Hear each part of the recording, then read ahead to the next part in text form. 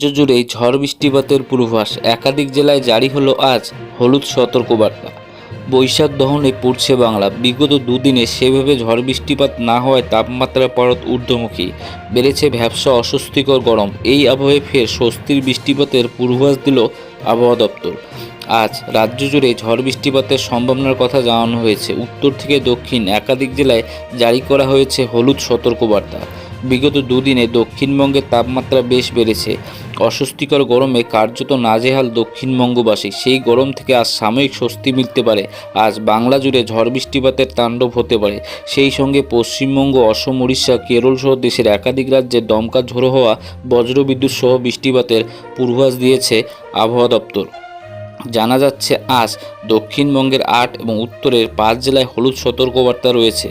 আজ উত্তর 24 পরগনা, দক্ষিণ 24 পরগনা, নদিয়া, মুর্শিদাবাদ, পূর্ব বর্ধমান, পশ্চিম বর্ধমান, পূর্ব মেদিনীপুর, পশ্চিম মেদিনীপুর সহ বাঁকুড়া, বীরভূম এবং ঝাড়গ্রাম, পুরুলিয়া সহ প্রত্যেকটি জেলায় বজ্রবিদ্যুৎ সহ বৃষ্টিপাতের সম্ভাবনা রয়েছে।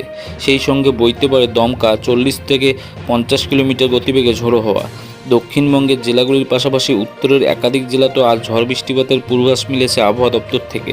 আজ জলপাইগুড়ি, দার্জিলিং, কালিম্পং, আলিপুরদুয়ার, কোচবিহার, উত্তর দিনাজপুর, দক্ষিণ দিনাজপুরে হলুদ সতর্কবার্তা দেওয়া হয়েছে।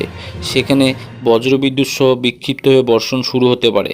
উল্লেখ্য, চৈত্রের শেষ লগ্ন থেকে রাজ্যের নানান প্রান্তে ঝড় বৃষ্টিপাত শুরু হয়েছিল। পয়লা বৈশাখের পরও বজায় ছিল সেই ধারা। গত সপ্তাহে বাংলার নানান জেলায় ঝড় বৃষ্টিপাত হয়েছে। আজে দুদিন ভ্যাপসা অস্বস্তিকর গরমের পর আজ ফের রাজ্য জুড়ে ঝড় বৃষ্টিপাতের সম্ভাবনা। এর ফলে গরম থেকে সাময়িক স্বস্তি মিলতে পারে বাংলা জুড়ে। তবে জানা যাচ্ছে আজকের পর থেকে রাজ্যে তেমন বৃষ্টিপাতের সম্ভাবনা নেই বললেই চলে।